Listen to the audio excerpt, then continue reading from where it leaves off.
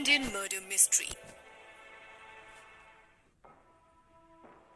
रेणुका शिंदे, सीमा Gavit, Anjana by, ये 3 नाम हैं जो शायद समय की धूल में कहीं उड़ गए हैं। सरकारी रिकॉर्ड्स में, पुराने अखबारों में और बरसों पुरानी न्यूज क्लिपिंग्स में ये 3 नाम आज भी कहीं ना कहीं जरूर जिंदा हैं और गूंज रहे हैं। आम जनता शायद इन नामों के बारे में भूल गई है, लेकिन कुछ लोग हैं जो अब भी ये 3 नाम कहीं सुनते हैं तो उन्हें याद आती है चीखें। छोटे बच्चों की बिलखती हुई सूरत और उनके गाल पर जलन मचाते हुए आंसू।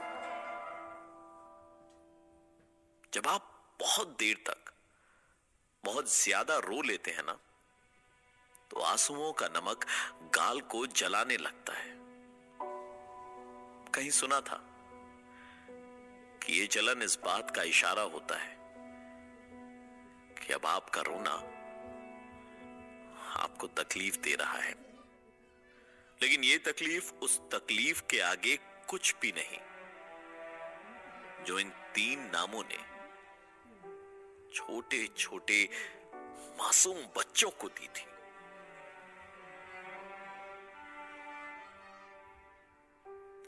इंडियन मर्डर मिस्ट्री में मैं हूं प्रवीण आपके साथ में, और मैं आपको सुनाने जा रहा हूं वो केस जिसका फैसला कई साल पहले हो चुका था, लेकिन इंसाफ आना अब भी बाकी था। उस समय में सुर्खियां थी, लेकिन आज एक सन्नाटा है। सन्नाटा, गहरा सन्नाटा।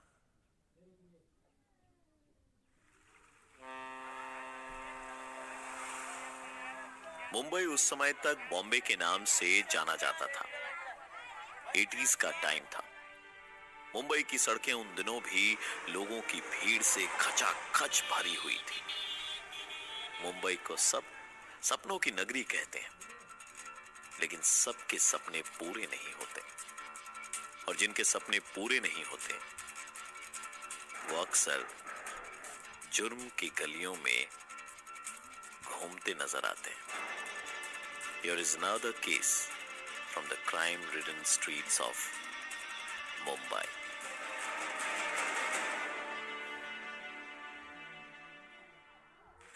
एक दिन वर्सोवा पुलिस स्टेशन में एक आदमी एक कंप्लेन लिखवाने आया। ओ, क्या हुआ था? आराम से बता। सर, ट्रेन से जा रहा था वर्सोवा के पास, मुझे कुछ काम था। स्टेशन पर एक औरत आई मेरे पास और बोली भूखी है। काफी उम्र दराज थी, तो मैं भी बोला कि शुभ काम के लिए जा रहा हूँ, बुढ़िया की दुआएं मिलेंगी तो शायद कुछ अच्छा हो जाएगा। और बुढ़िया ने पॉकेट मार लिया तेरा? हैं? हाँ सर, वो इतनी स्पीड से भागी कि मैं भी नहीं पकड़ पाया। क्या बोलूं, इतना दिमाग फटने लगा है। सीधा स्टेशन आया हूँ। सर, आप उसको पकड़ो प्लीज। अरे पकड़ो क्या, ऑलरेडी पकड़ा है, वो देख। सर यही है, फ्रॉड 1 नंबर की, इसको छोड़ना नहीं सर। अरे आप कंप्लेंट डिटेल्स उधर लिखवाओ और घर जाओ। सर, मेरे पैसे? अरे तुमसे पहले 80 और चोरी और फ्रॉड के केसेस चल रहे इस पर। अरे उनके नहीं मिले तो तेरे कहां से मिलेंगे रे बाबा? 80 केसेस? कौन है ये? लेडी नटवरलाल? अरे मस्ती कर रहा है क्या हीरो? इधर घर निकल, अपने को और भी काम है। अरे फिल्म समझ रहा है क्या? डेढ़ शाना नहीं बनने का इधर, समझा क्या? ये अंजना बाई है, चोरी कर करके अपनी जिंदगी गुजारती है, खुद भी खाती है और दूसरों को भी खिलाती है, समझा क्या? ए तांबे, साहब का कंप्लेंट लिख और एक कोल्ड ड्रिंक बोल। अरे मेरे लिए। अंजना गवित के खिलाफ रिकॉर्ड्स में 105 चोरी और फ्रॉड के मामले दर्ज हैं। अंजना गवित पुणे से थी। उनकी हिस्ट्री के बारे में ज्यादा इंफॉर्मेशन मौजूद नहीं है। अगर कुछ मौजूद है तो वो है उसका क्राइम रिकॉर्ड। मालूम होता है कि अंजना ने कुल 3 शादियां की। उसकी पहली शादी टूट गई, फिर उसने दूसरी शादी की और इस शादी से उसके 2 लड़कियां हुई, रेणुका और सीमा। लेकिन ये दूसरी शादी भी उसकी टूट गई। इसके बाद अंजना ने तीसरी शादी की और इस शादी से भी उसे एक बेटी हुई। शादियों के साथ साथ पति बदले, घर बदले, कुछ आदतें बदली और कुछ नई आदतें अपना ली गई। लेकिन अगर कुछ नहीं बदला था तो वो था अंजना के चोरी करने की आदत। दुनिया में कई कहानियां हैं जिनमें चोर मजबूरी में चोरी करता है, लेकिन ये औरत चोरी के अलावा और कुछ नहीं करना चाहती थी। अपने साथ साथ अपनी बेटी रेणुका और सीमा को भी चोरी के काम में लगा दिया। बच्चों पर लोग कम शक करते हैं और छोटी बच्चियों को देखकर क्राइम का ख्याल किसी के मन में नहीं आता। रेणुका और सीमा ने मां के सिखाए हुनर को बड़े चाव से अपना लिया। वक्त बीतता गया और आ गया साल 1990। चोरी को अंजाम देने का काम आजकल मंदिरों में किया जा रहा था। उस दिन भी मां और उसकी 2 बेटियां कोल्हापुर के एक मंदिर में थी। मंदिर जाते वक्त रास्ते में अंजना को एक बच्चा दिखाई देता है।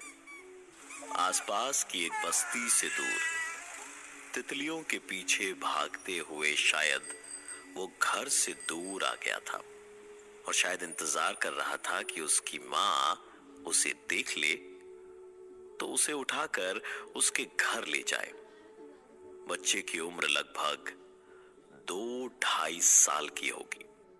अंजना ने बच्चे को देखा और बिना ज्यादा कुछ सोचे उसे उठा लिया और मंदिर की तरफ चल पड़ी। मंदिर में कीर्तन चल रहा था। इस बीच अंजना बच्चे को उठाए हुए लोगों की जेबें साफ करने का मौका ढूंढ रही थी। वहां एक आदमी ने उसकी चोरी पकड़ ली और लोगों ने उसे मारना शुरू कर दिया। कुछ लोगों ने उसे पहले भी मंदिर में देखा था और जब वो मंदिर में दिखती थी उस दिन किसी न किसी का सामान चोरी हो जाता था। बुरे कर्मों का नतीजा बुरा ही होता है। अंजना पकड़ी गई थी, लेकिन फिर कुछ ऐसा हुआ जो सुनने के लिए शायद हम में से किसी का दिल मजबूत नहीं है। अंजना ने जिस बच्चे को अपनी गोद में उठाया हुआ था, उस बच्चे को अंजना ने बड़ी जोर से जमीन पर पटक दिया। जमीन से टकराते ही उस बच्चे के सर से खून आने लगा। 2 साल के उस बच्चे के खून ने भीड़ का ध्यान भटका दिया और फिर अंजना ने रोते रोते ड्रामा शुरू कर दिया। वो कहने लग गई, ये उसका बच्चा है और वो चोर नहीं है। लोगों के मन में अचानक अंजना के लिए सद्भावना पैदा हो गई। एक मां जो अपनी बेगुनाही साबित करने के लिए अपने बच्चे को चोट पहुंचा सकती है, वो यकीनन चोर नहीं हो सकती। ऐसा वहां मौजूद सब लोग सोच रहे थे। शायद मैं और आप भी उस जगह होते तो वही सोचते।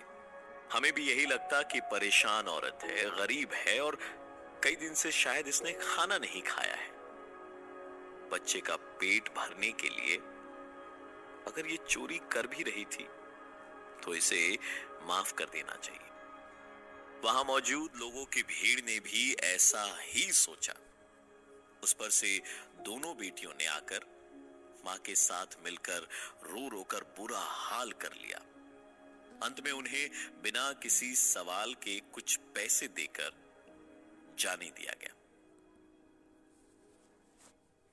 अंजना और उसकी दोनों बेटियां रेणुका और सीमा मंदिर से चली गई, लेकिन शैतान अभी शांत नहीं हुआ था। मंदिर से निकलकर 2 गली पार करने के बाद मां और बेटियां रुक गई। वो बच्चा जो गोद में था वो खून बहने की वजह से काफी देर से दर्द में तड़प रहा था, रो रहा था। शायद वो अपनी मां को ढूंढ रहा था। बच्चे की चीखें रुक नहीं रही थी। अंजना और उसकी बेटियां उसे चुप नहीं करवा पा रही थी। उसे डॉक्टर के पास ले जाने का ख्याल तो उन्हें शायद आया ही नहीं। बच्चे की चीखें अब उन तीनों को तंग करने लगी थी।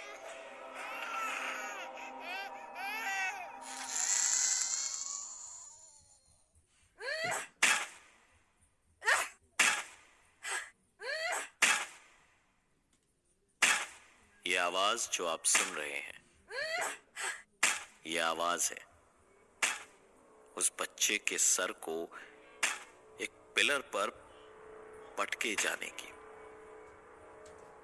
बच्चे की रोने की आवाज से इरिटेट होकर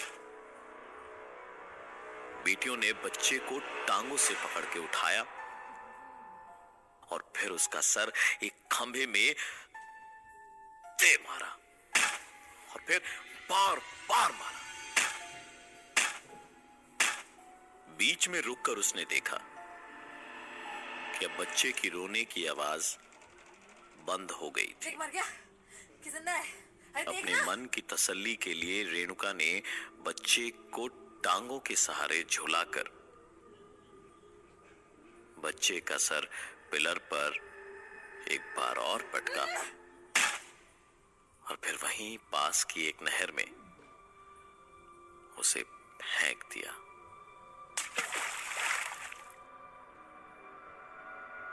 शैतान अब जाके शांत हुआ।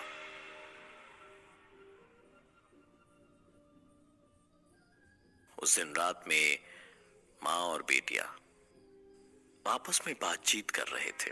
वैसे बच्चे ने जान बचा ली आज, वरना वो लोग तो आई को पीट पीट कर खत्म कर देते। ये ले खा। वैसे बच्चा रोता नहीं तो रख लेते आज उसे अपनी टोली में। अरे इसमें नमक कम है। क्या बोली तू? अरे नमक कम है। अरे उससे पहले क्या बोली? यही कि अगर रोता नहीं बच्चा तो उसको टोली में शामिल कर लेते। अब से यही करना है। ये बच्चे अपने खुद के माँ बाप पे बोझ हैं, इसलिए तो सड़कों पे पलते हैं। उनके किसी काम का नहीं है, लेकिन हमारे तो काम का है। बच्चा इतना छोटा होना चाहिए ना कि अपना नाम ना बता सके, नहीं तो बोल पड़ेगा तो फिर। अरे चुप कर, मुझे सिखाएगी? बच्चा साथ में हो तो कोई शक नहीं करता, पकड़े भी जाओ तो लोग हमदर्दी दिखाते हैं। लेकिन अगर ज्यादा टिपिर टिपिर करेगा तो मैं नहीं सुनूंगी। अरे फेंक देंगे, कमी हो रही है क्या बच्चों की सड़क पे?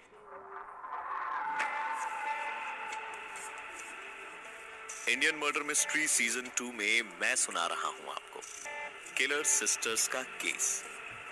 इसे कोल्हापुर सीरियल किलर केस के नाम से जाना जाता है। अगले एपिसोड में मैं आपको सुनाऊंगा केस की आगे की कहानी, क्योंकि इन तीनों ने लगभग 42 बच्चों को अपना शिकार